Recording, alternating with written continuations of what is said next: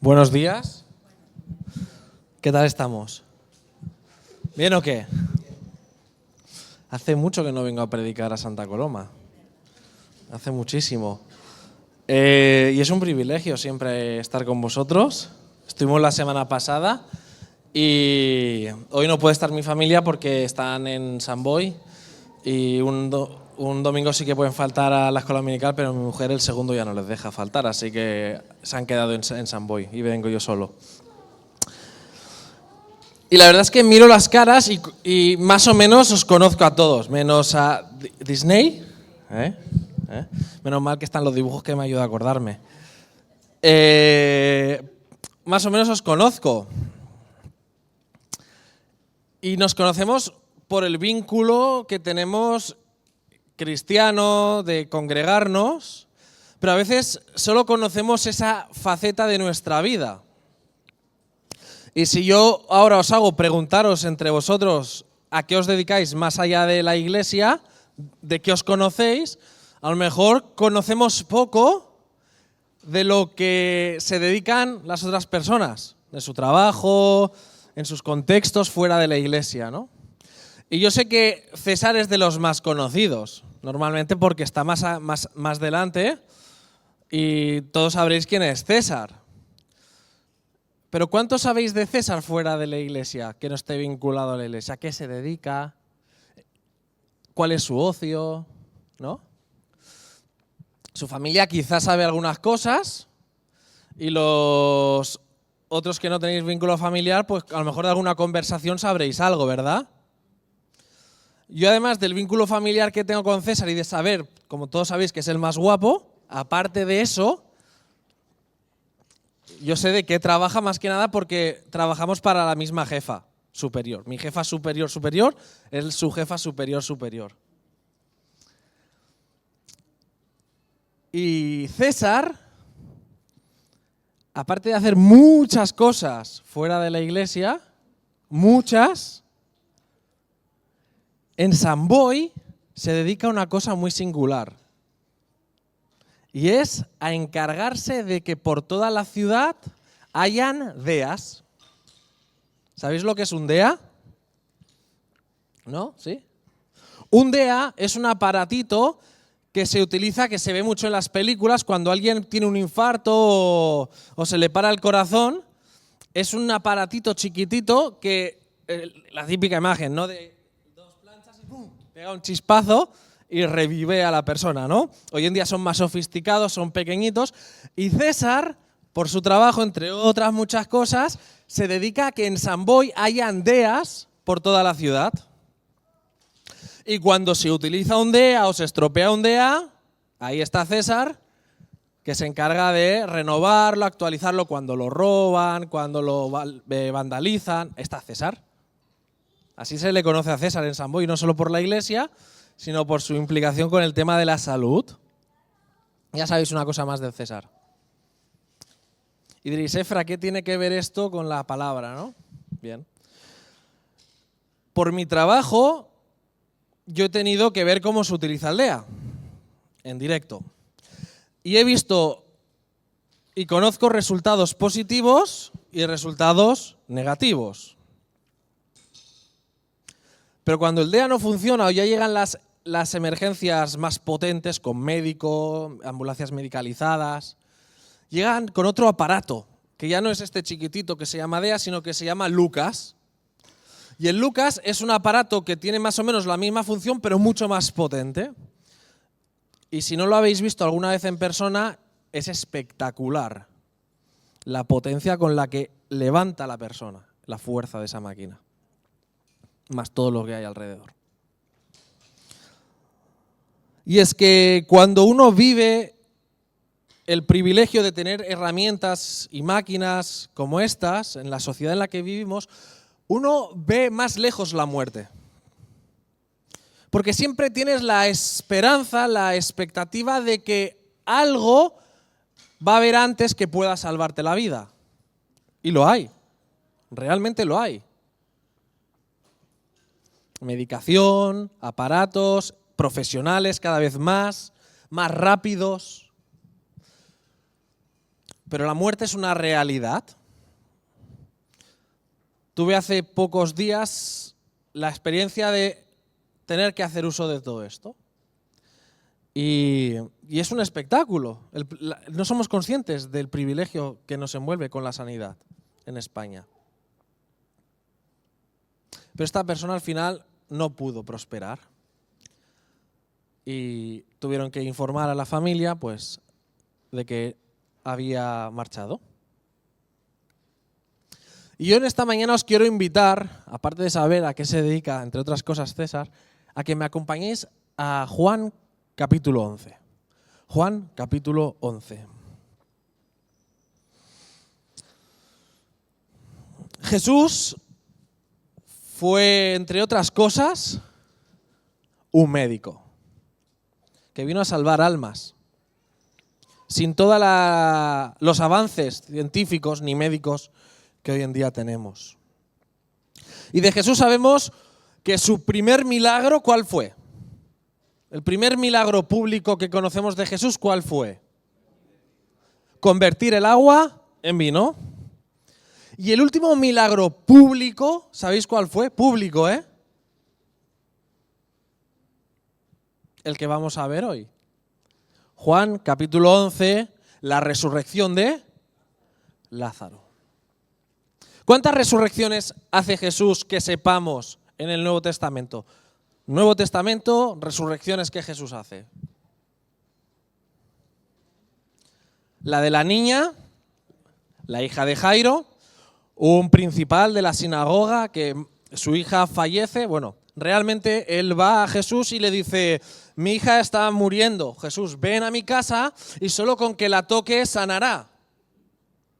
Y Jesús va de camino y en el camino vienen unos mensajeros y le dicen a Jairo: mire, tu hija ha muerto, ya no hagas perder el tiempo al maestro, ha fallecido.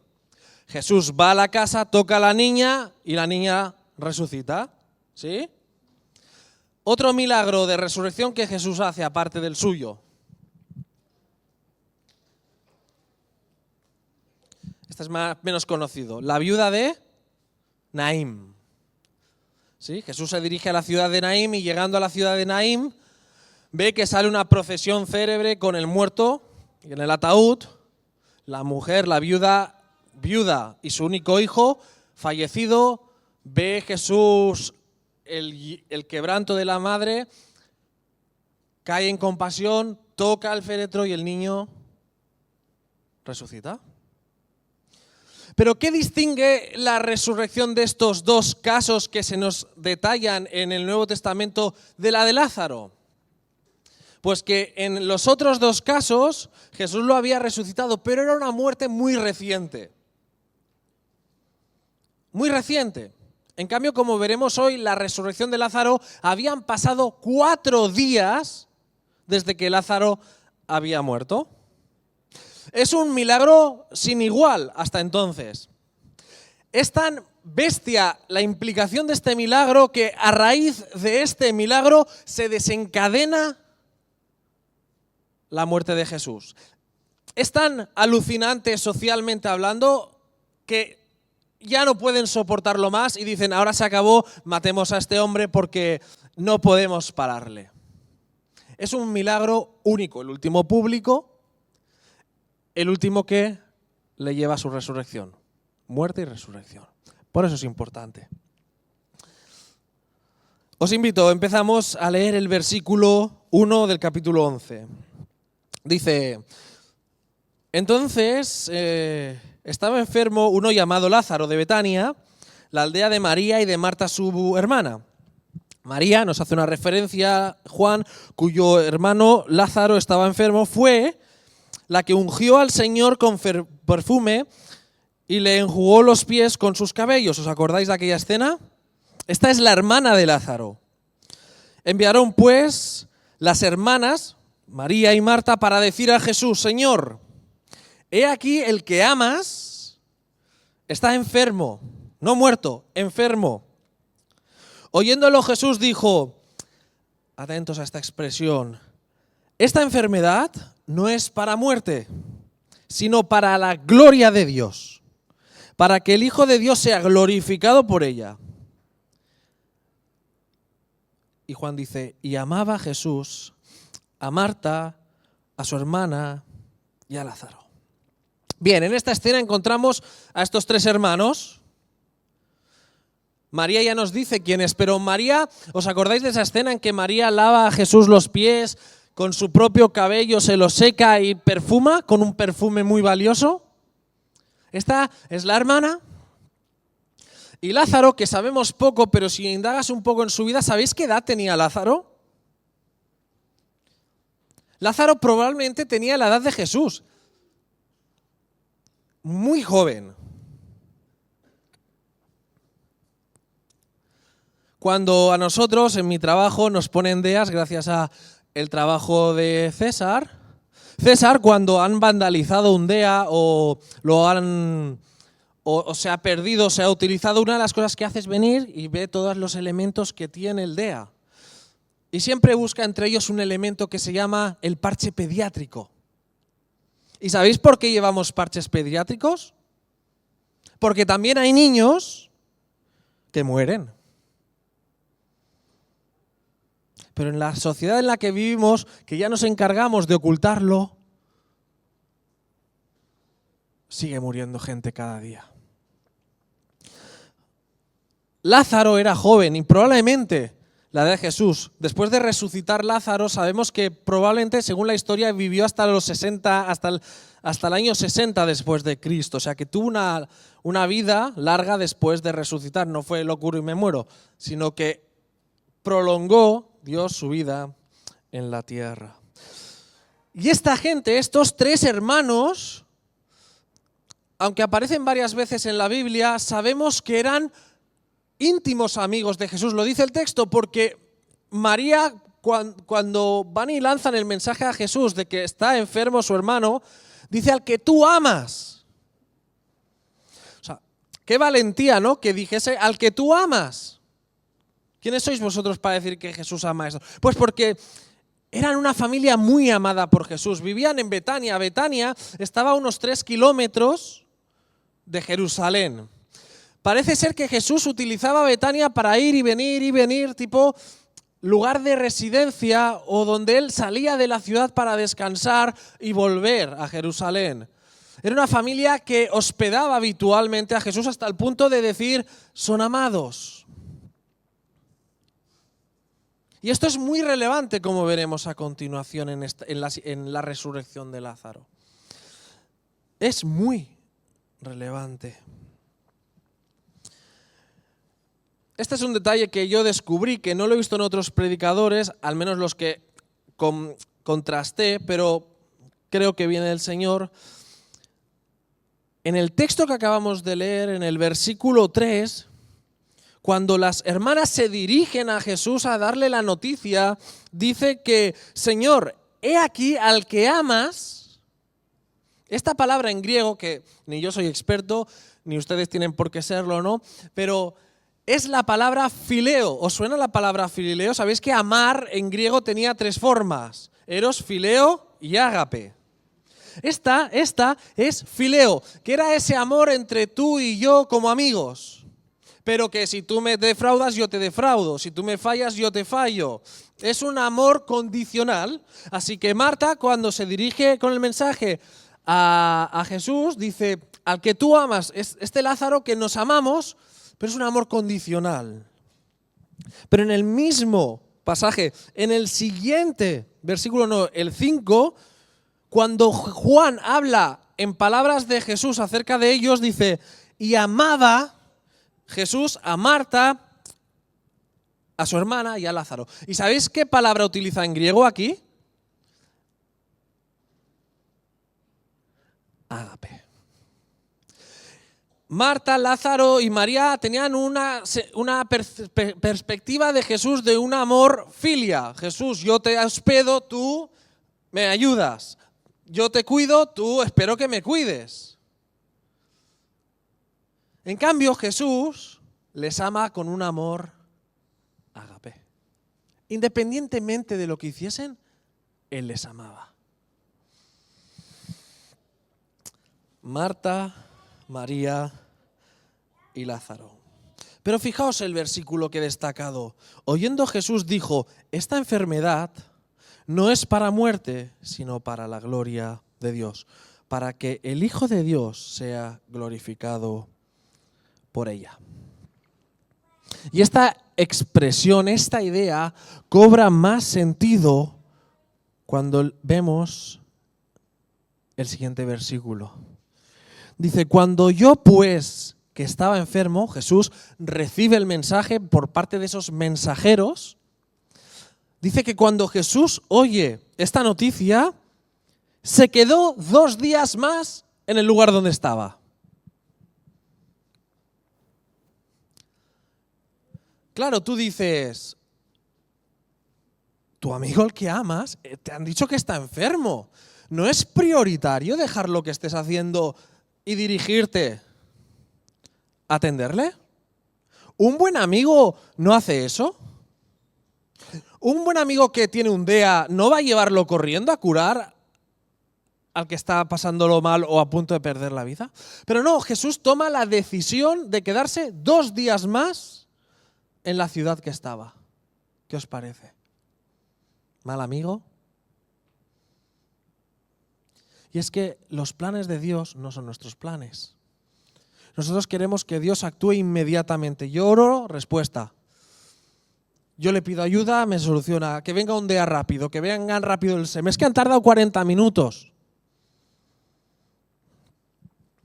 Pero Dios tiene otros fines, que es,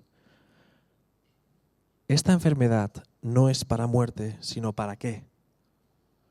Para la gloria de Dios. Las señales que hoy en día tanto buscamos son oportunidades que Dios utiliza para su gloria.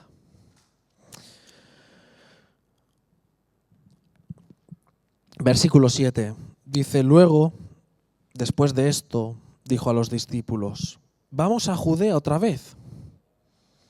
Le dijeron los discípulos, Rabí, ahora procuraban los judíos apedrearte. Esto lo vemos en el capítulo 10. ¿Y otra vez vas para allá? Respondió Jesús, ¿no tiene el día 12 horas? El que anda de día no tropieza, porque ve la luz de este mundo. Pero el que anda de noche tropieza, porque no hay luz en él. Dicho esto, les dijo después, nuestro amigo Lázaro duerme, mas voy para despertarle.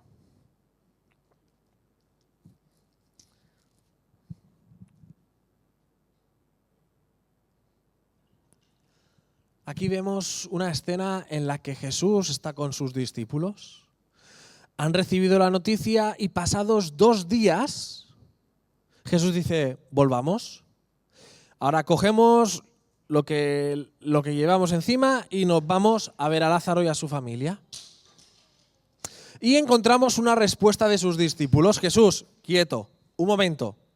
Acabamos de salir de Jerusalén porque en Jerusalén te querían apedrear y ahora dices que volvamos a Betania, a 3 kilómetros, como se enteren que íbamos para allí, nos matan. ¿De verdad, Jesús, tú quieres que volvamos a Betania?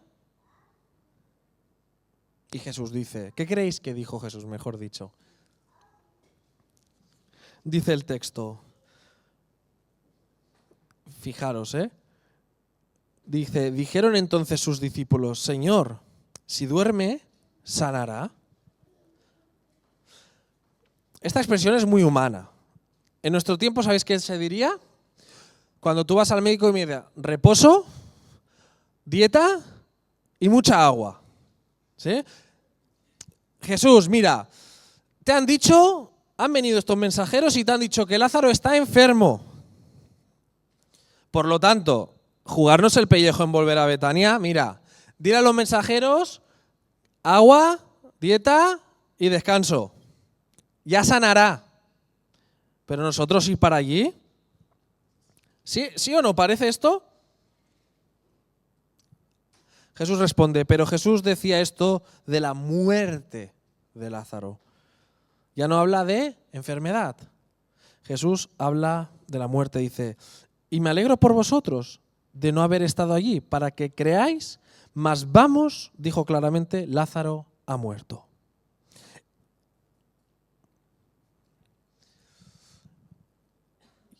Quizá hoy en día con los WhatsApps, los mensajes, las llamadas, nos perdemos lo interesante de lo que acaba de pasar.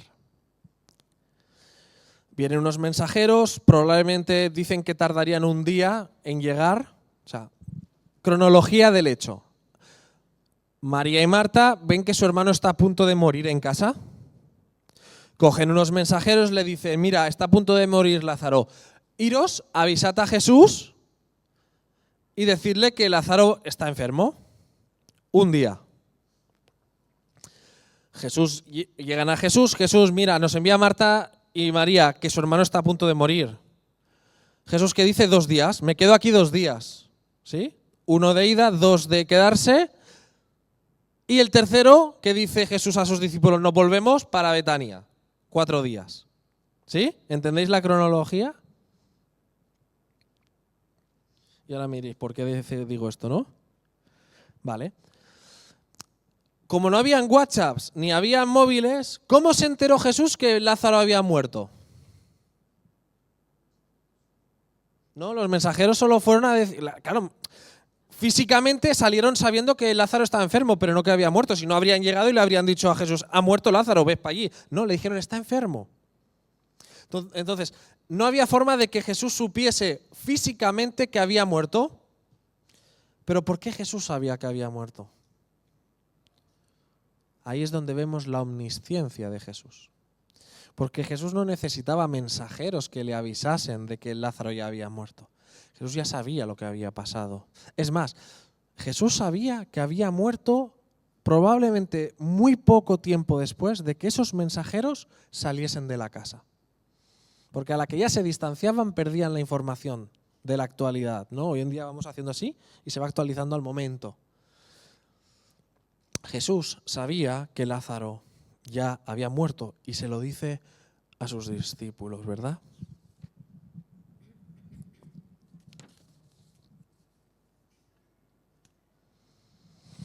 Versículo 16. Dijo entonces Tomás porque lo conocemos, básicamente. Fue el incrédulo que dijo, yo hasta que no meta los dedos en las llagas de Jesús, no creo. Ya me podéis explicar lo que queráis, pero hasta que yo no meta, no creo en Jesús.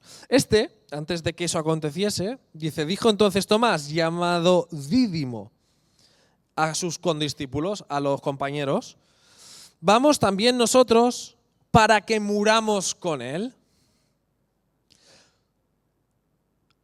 Y aquí utiliza la palabra morir. No dice para que se recupere, para que Jesús le atienda, no. Para que muramos con él.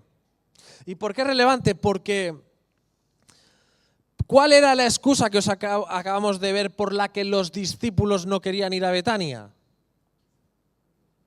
Porque los iban a apedrear. Porque apedreamiento es sinónimo de muerte, porque hasta que no te remataban no acababa la actuación. Entonces, Tomás entiende que ir a ver a Lázaro implicaba morir y le dicen, señores, a sus condiscípulos, sus compañeros, hay que ir con el maestro, nos espera la muerte. Y esto llevado a nuestro tiempo, ¿no? Muchas veces queremos ver la gloria de Dios, ¿no? Nuestra oración, nuestra vida, nuestra entrega al Señor es ver la gloria de Dios, ¿no? Pero muchas veces ver la gloria de Dios implica estar dispuesto a que te maten. Porque si los discípulos hubiesen dicho, mira Jesús, ves tú, ya nos quedamos nosotros aquí, que esto de apedrearnos no nos va. No habrían visto la resurrección de Lázaro. Y es que ser cristiano, y esto me lo digo a mí, es relativamente fácil cuando Jesús nos comparte sus bendiciones. Lejos de Jerusalén, cuando la cosa ya se puso fea, ¿no? se estaba bien. Porque, hombre, tenían la fama de Jesús, ¿no? Todos los éxitos de Jesús, estaban cubiertos porque todo el mundo les atendía. Pero cuando ya cambió la situación, implicaba volver a la cruz, los discípulos debieron tomar la decisión de asumir la responsabilidad de morir. Ver la gloria de Dios implica estar dispuesto a sufrir. Sin sufrimiento no veremos la gloria de Dios. Tomás lo entendió, los discípulos lo entendieron y decidieron ir a Betania.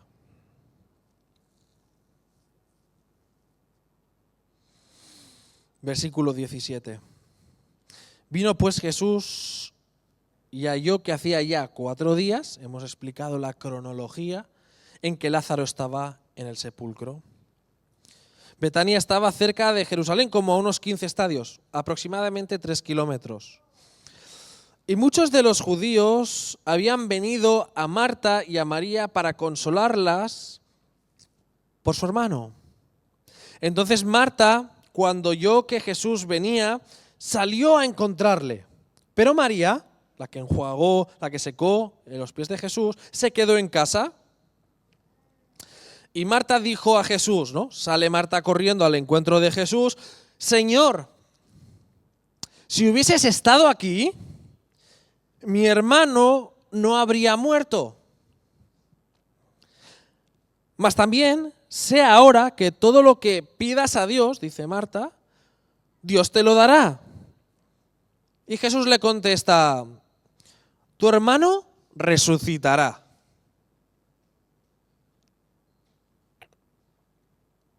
Marta le dijo: yo sé que resucitará en la resurrección. Eso acontecerá, ¿qué dice el texto? En el día postrero, no ahora. Y Jesús le vuelve a decir: yo soy la resurrección y la... El que cree en mí, aunque esté muerto, vivirá. Y todo aquel que vive y cree en mí no morirá eternamente. ¿Crees esto?, le pregunta Marta. Le dijo: sí, Señor, yo he creído que tú eres el Cristo, el Hijo de Dios, que ha venido al mundo. Os habéis dado que he puesto un énfasis en la lectura, ¿no? Me he puesto en el papel de Marta, entendiendo el... No te rías, Carolina, qué serio. Me he puesto en el papel de Marta creyendo que yo sé lo que Marta pensaba. He sido muy valiente. Se puede leer de muchas maneras. Yo puedo leer, lo vuelvo a leer, solo una parte, ¿no? Señor, si hubieses estado aquí, mi hermano no habría muerto. ¿No? ¿Podría haber pasado eso? Somos filia, amigos. Todo lo que hemos hecho por ti, ¿de verdad? 2 días más. Pero también puedo leer: Señor, si hubieses muerto, si hubieses estado aquí, mi hermano no habría muerto. ¿No? ¿Podría haber pasado esto? ¿Cambia la actitud? La pregunta es cómo le hablamos a Jesús. Cuando pedimos a Jesús, cuando nos acercamos a Jesús, ¿cómo le hablamos? ¿Qué le exigimos? ¿Tenía derecho María y Marta a pedirle a Jesús que le curase a Lázaro? ¿Al que amaba a Lázaro? Probablemente sí, humanamente hablando sí. Pero yo quiero en esta mañana dar una respuesta positiva de la actitud de Marta. Y creo que Marta no fue con una actitud rebelde, de enfado hacia Jesús por lo siguiente que hemos leído a esta afirmación. Y es que Marta, al acercarse a Jesús, tiene la plena confianza de que si Él hubiese estado allí, ¿qué habría pasado? Que habría sanado. Ella se acerca con fe. Ella no duda de que Jesús podría haberlo hecho. Pero es que además cree que aquel a quien se dirige es poderoso para hacerlo. Y aunque no lo haya hecho, lo llegaba a esperar, porque mira, yo puedo ir al César y decirle: César, es que podrías haber traído el DEA y esto no habría pasado, ¿no? podría exigirle que es una de sus responsabilidades. Pero Marta se acerca con humildad, yo creo, es mi opinión, a Jesús para exigirle o decirle, declarar que él podría haberlo hecho. No para exigirle, sino para declararle que él podría haberlo hecho. Y ella tiene fe de que, no ahora, pero en el día postrero, su hermano será resucitado. Tiene fe, lo dice. Le faltaba ese pequeño paso para creer que Jesús podía resucitar a su hermano ahora mismo. ¿Le faltaba eso? Y me diréis, Efra, ¿por qué no? Si ellos habían estado rodeados de Jesús mucho tiempo y habían visto muchos milagros de Jesús, y era el final del ministerio de Jesús. Ellos habían visto sanar o se habían enterado clarísimamente de que había sanado a la hija de Jairo y que había resucitado también al hijo de la viuda de Naín. Podía hacerlo. Pero como he dicho antes, la diferencia entre este milagro y los otros dos es que aquellos milagros fueron relativamente rápidos. Cuando yo hoy en día veo un DEA funcionar y veo a alguien resucitar, veo un milagro humano. Pero cuando ya tienes un cuerpo con 4 días muerto, la desconfianza en la medicina o la duda es mayor. Y es el caso que nos encontramos. Y Marta y María podrían decir, Jesús tenía poder para hacer esos milagros, pero quizá esté demasiado exagerado ya.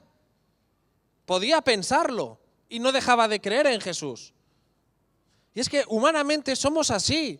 Hay milagros que creemos que Jesús puede hacer y hay milagros que Jesús creemos que no tocan ya. Pero tiene poder. Y Jesús no le dice, Marta, ¿dónde vas? No le dice, refuerza su fe. Diciéndole, lo leo porque es mejor que lo parafrasee, ¿no? Dice, yo soy la resurrección y la vida, el que cree en mí, aunque esté muerto, vivirá. Jesús tiene poder para salvar. La perspectiva de Marta, humana. La perspectiva de la situación de Jesús, divina.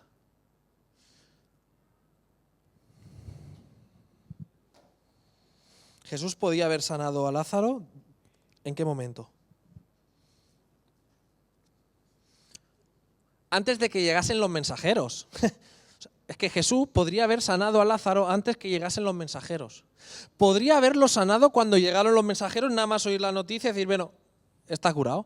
Podría haberlo sanado en el camino, podría haber sanado pensándolo, podría haberlo como hubiese querido. No lo hizo.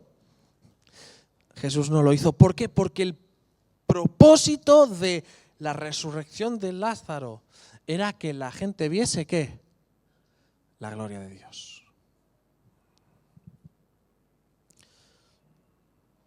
Versículo 28.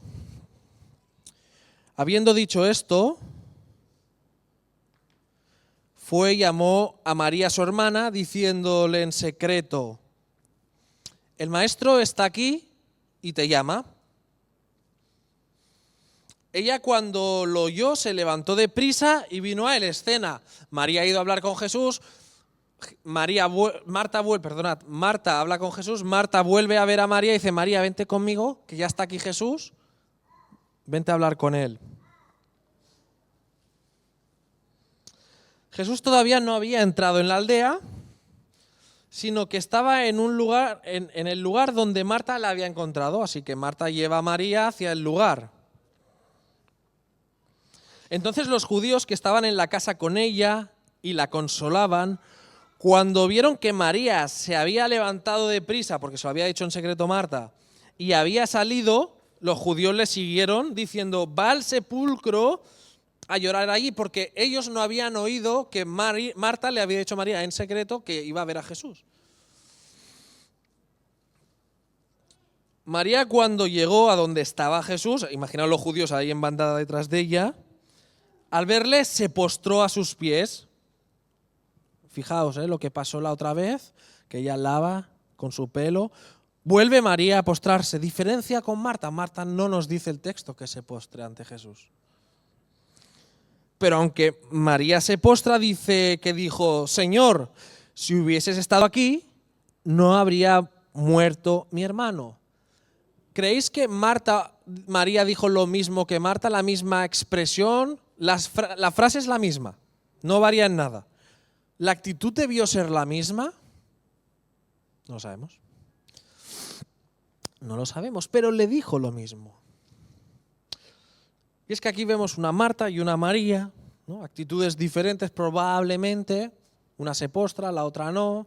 Una sale corriendo nada más enterarse que llega Jesús, la otra se queda en casa con los invitados.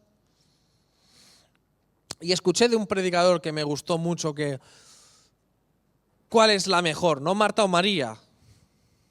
La que sale corriendo nada más saber que llega Jesús, la que tarda, se queda reflexiva, va más tarde. ¿Con quién te identificas tú cuando te diriges a Jesús? ¿Con Marta? ¿Con María?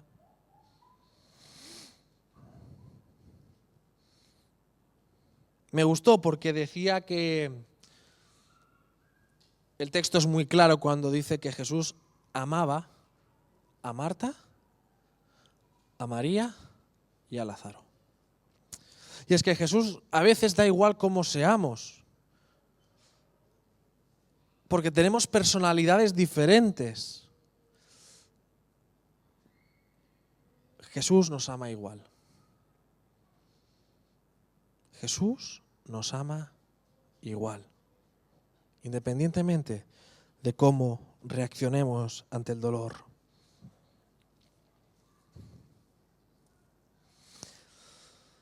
Versículo 33.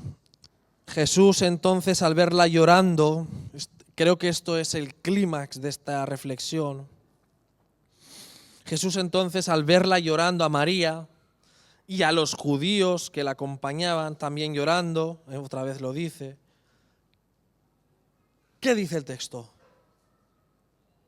Se estremeció en espíritu y se conmovió.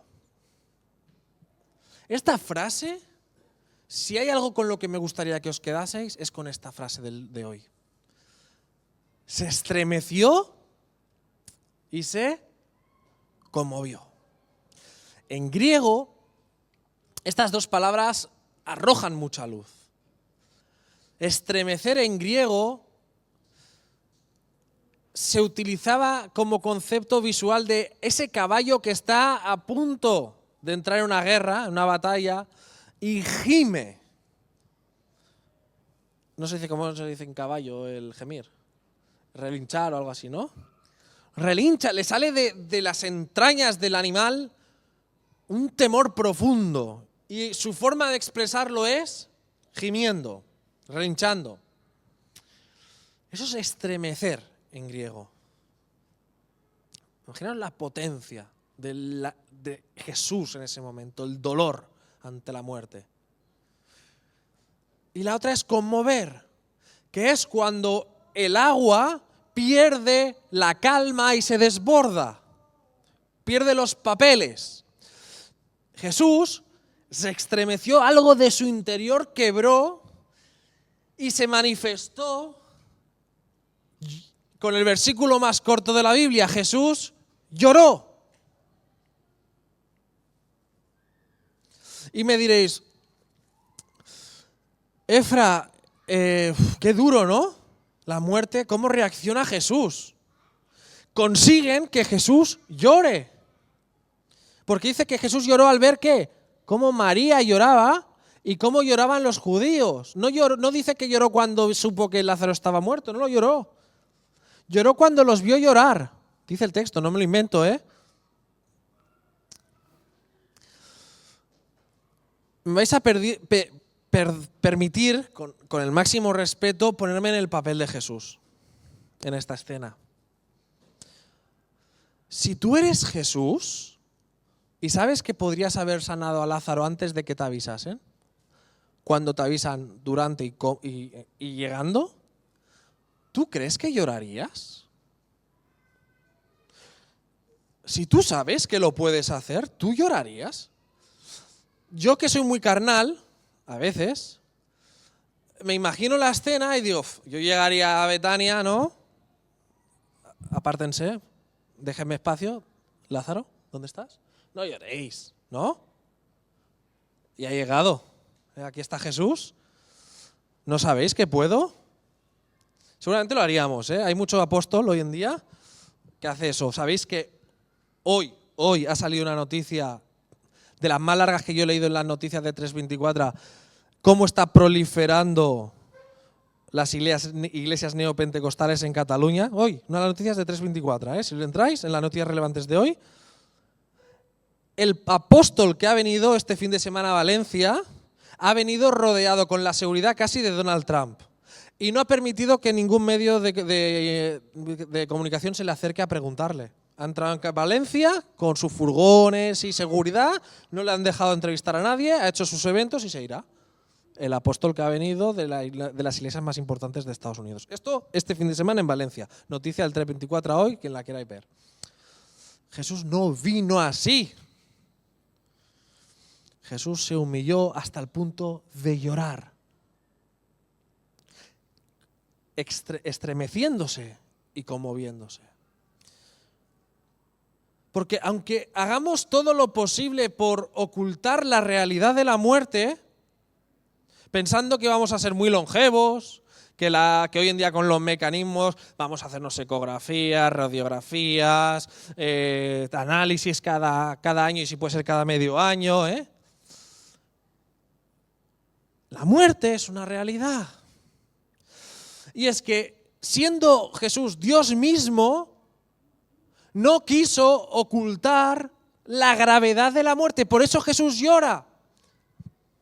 Porque sabiendo que podía sanar, resucitar,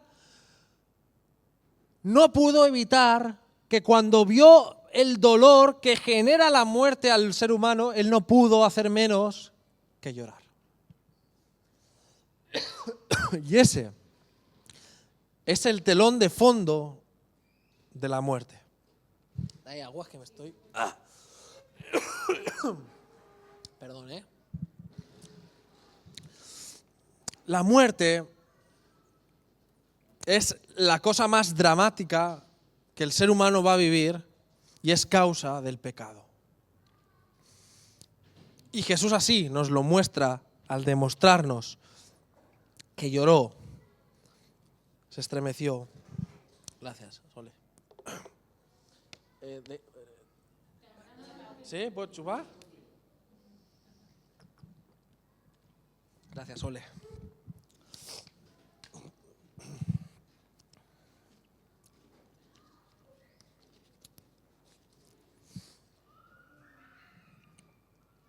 Sigue el texto, para allá vamos a ir finalizando.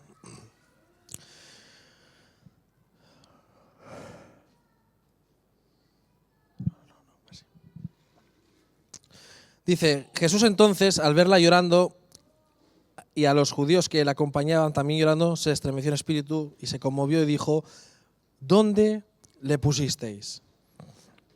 Le dijeron, Señor, ven y ve. Jesús lloró. Dijeron entonces los judíos, estos que acompañaban a María detrás de ella, mirad cómo le amaba.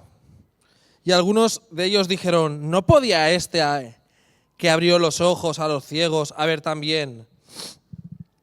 hecho también que Lázaro no muriera, ¿no? Ahí está el maligno poniendo en cuestión si Jesús podía hacer todo esto.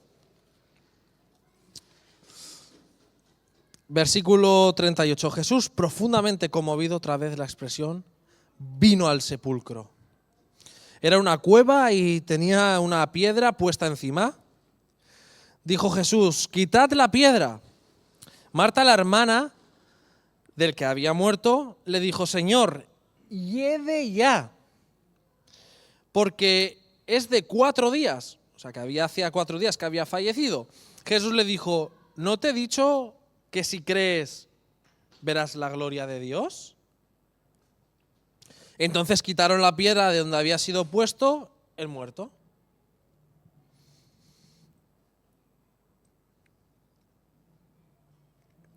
Mirad, para nosotros la muerte al final, sin fe, es el final, ¿no? Algunas religiones, filosofías quieren pensar que hay una reencarnación, ¿no? Bueno, todo respetable, somos libres de creer, pero la realidad práctica es que morimos y volvemos al polvo.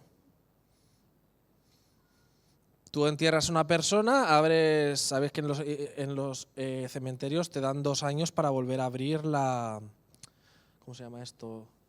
El nicho, ¿no? 2 años, y a los 2 años abres, y si no te han robado las joyas, que las roban, queda polvo, o huesos con polvo, ¿no? Esa es la realidad humana, visual y biológica. Los ojos de la fe nos hacen ver que la muerte no es el final, sino que es una transición hacia la vida eterna. Es por medio de Jesús que nuestra fe no acaba en la tumba, sea si morir resucitamos como resucitó Lázaro o si resucitamos cuando Cristo vuelva. La muerte no es el final, es una transición hacia la vida eterna con nuestro Padre. Pero en esta escena que acabamos de leer, que dice Jesús, quitad la piedra, Marta le dice, Señor, volvemos a lo de antes, han pasado 4 días. En Palestina no es como hoy en día, sabéis que se embalsamaban los cuerpos, ¿verdad? Sabéis que se tardaba entre 12 y 24 horas en preparar un cuerpo embalsamado. Y le metían las cintas estas, ¿no?, con las que los envolvían. Era un trabajo muy delicado.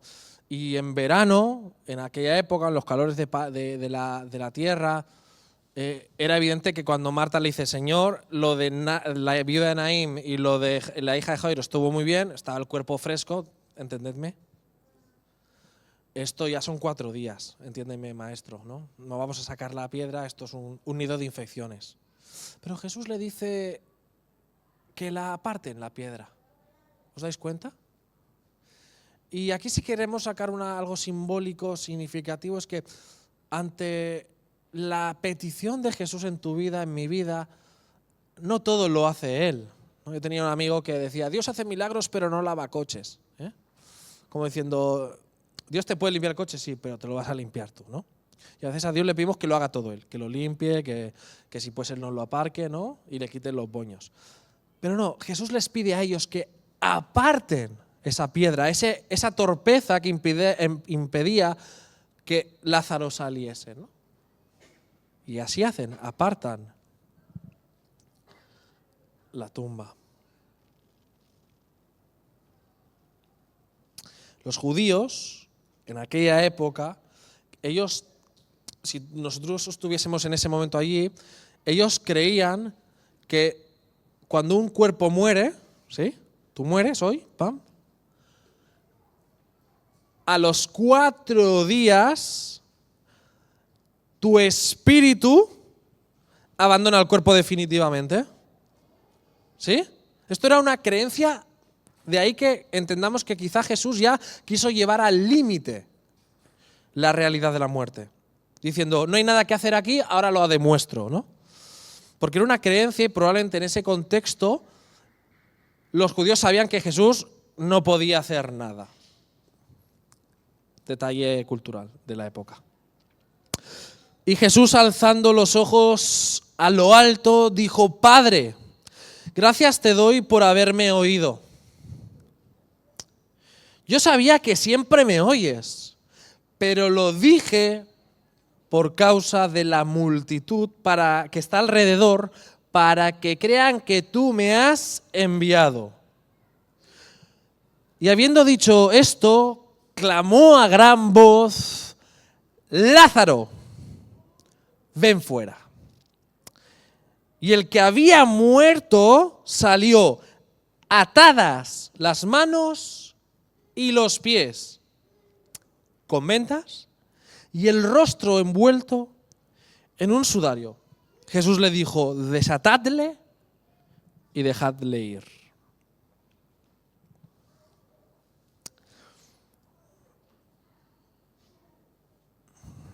Alzando los ojos a lo alto, dijo: Padre, gracias por haberme oído. Y de esto quiero sacar una aplicación para los cristianos presentes, que a mí me ha hecho mucho bien y que me hace mucho reflexionar últimamente. Jesús podría haber sanado a Lázaro sin decir nada, aunque hubiese llegado tarde y tal, en silencio, ¿no? Y incluso más espectacular, la piedra moverse, salir Lázaro, ¿no? Incluso levitando, ¿no? Pero dice que Jesús miró al cielo, ¿no? Y alzó la voz.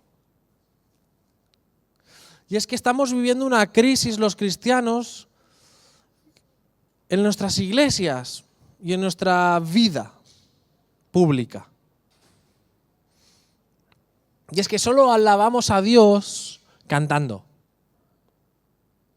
Y si puede ser rodeado de gente para que no vean, como dice el César, lo bien que canta. ¿Y por qué digo esto? ¿Dios nos oye cuando oramos en silencio? Sí, ¿no? Porque es omnisciente. Nadie más. ¿Satanás es omnisciente? No.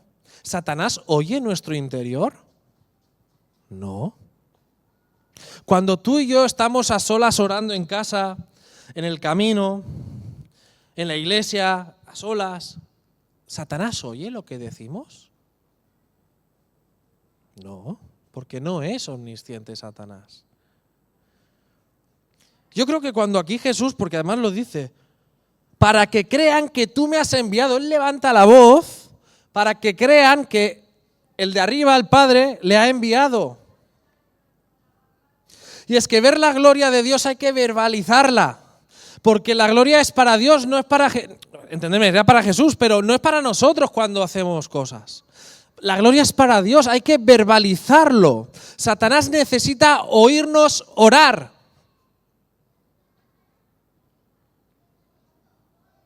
Cada vez oramos menos en público. Yo hoy he dado una vuelta, 1 hora caminando por Santa Coloma, iba orando. Y cuando se pasaba alguien por mi lado, bajaba la oración. Lo rebasaba, seguía orando y decía: Señor, ¿por qué? Y en alguno me he atrevido, y han pensado: este está loco. En alguno me he atrevido, porque hombre, voy a predicar de esto, vamos a orar en voz alta, ¿no?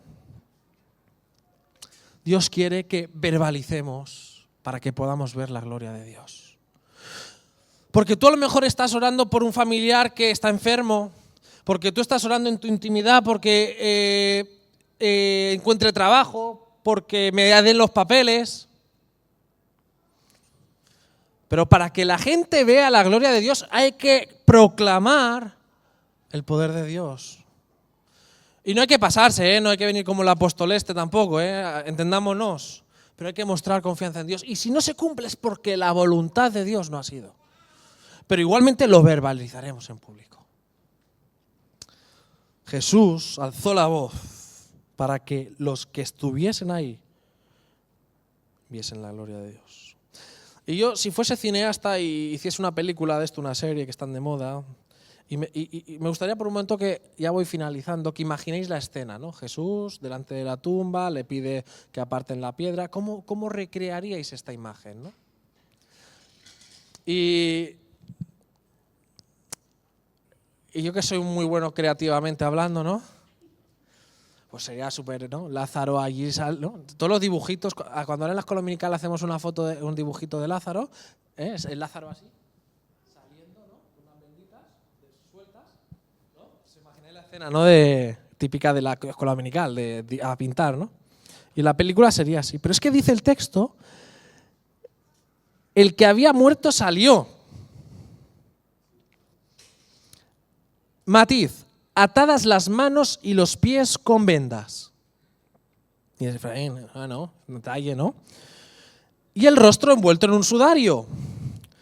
Y entonces Jesús, al ver esa escena, dice: desatadle y dejadle ir. Pues he entendido algo de este texto. Y es que Dios hace milagros. Pero Lázaro, yo creo, y no es una profecía ni ninguna decisión clara, Lázaro salió como una serpiente. Lázaro salió arrastrándose de la tumba. Porque cuando en mi trabajo yo utilizo lo que se llaman las manillas, las esposas, solo con eso vulnerabilizas de golpe a la persona a nivel de movilidad. ¿Os imagináis atados de pies, de pecho, de brazos, de cabeza tapada? ¿Cómo salió Lázaro de la tumba? El texto lo describe, es que además es explícito. Probablemente Lázaro salió como una serpiente intentando, ¿no? No salió ya con el rostro, no, dice que llevaba un sudario.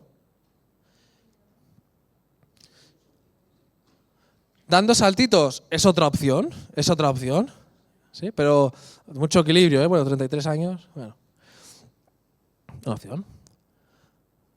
Pero, ¿qué dice esto? Porque puede parecer, no, es un detalle gráfico, ¿no? No, no es un detalle gráfico. Jesús podría haber hecho que saliese directamente. Porque en la otra resurrección, ¿qué pasó con el sudario y las vendas? Quedaron en el lugar desinfladas. Porque es como que dicen que como que Jesús hasta se evaporó, ¿no? Bueno, eso ya entramos en teorías, ¿no? Pero en Lázaro no, Lázaro salió. Y es que aunque fue maravillosa la resurrección de Lázaro, porque fue espectacular, ¿sabéis qué pasó con Lázaro a los 60 años? Que volvió a morir, ¿no? Y no, una de las grandes cosas que yo siempre me digo, Señor, cuando me muera que no sufra, Señor, que no sufra, ¿no? Imagínate morir 2 veces.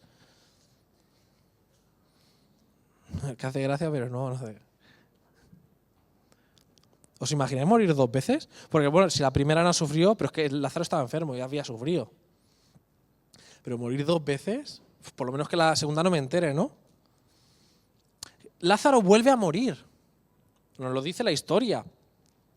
Porque esa resurrección era una señal para que viésemos la gloria de Dios. Pero Jesús no tuvo la voluntad de ya hacer Lázaro eterno.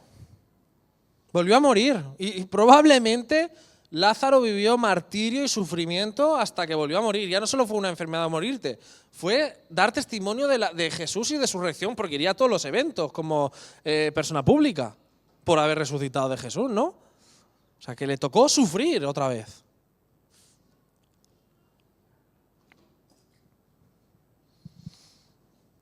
Lázaro vuelve a morir, pero Jesús nunca volvió a morir. Y esa es la diferencia que marca la resurrección de Lázaro con la resurrección de Jesús.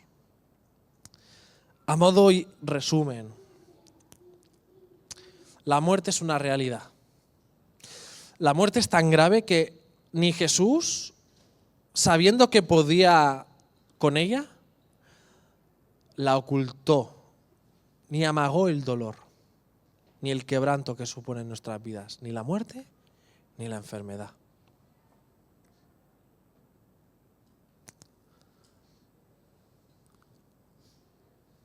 Y Lázaro resucita, pero vuelve a morir.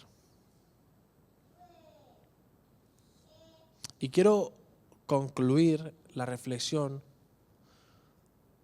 llamándonos a ver la muerte o la enfermedad, yo el primero, desde una perspectiva bíblica. Podemos intuir qué pasó con Lázaro, pero la Biblia no nos vuelve a hablar de Lázaro, ¿no? El milagro más espectacular, no volvemos a saber nada, y en la historia, con literatura, encontramos algunas cosas, pero son cuestionables.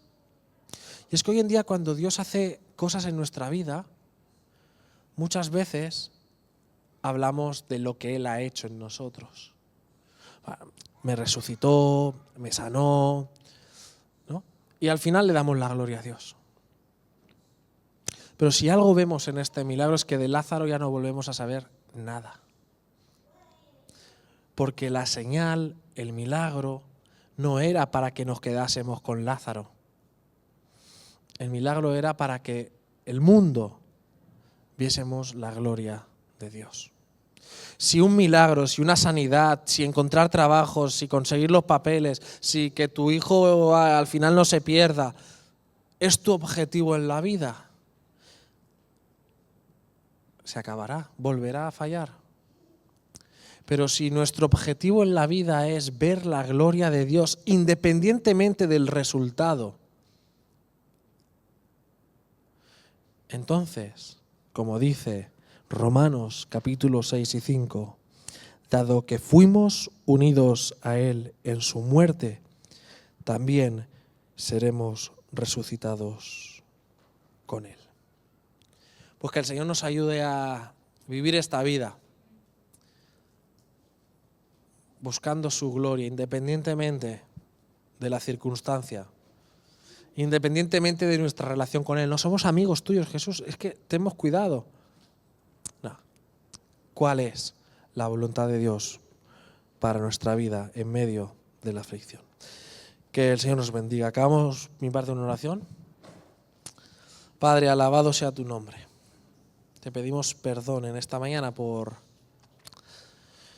lo distante que muchas veces vivimos y hoy estamos aquí y después ya no estamos. Señor, no nos has garantizado que ser discípulos tuyos, amigos tuyos, íntimos tuyos, nos dé la felicidad ni la seguridad. Si hay algo que vemos claramente en tu palabra es que seguirte y querer ver tu gloria es sufrir. No permitas que nos apartemos del camino y nos quedemos lejos de Betania. No permitas que vivamos en la comodidad ni en la tranquilidad.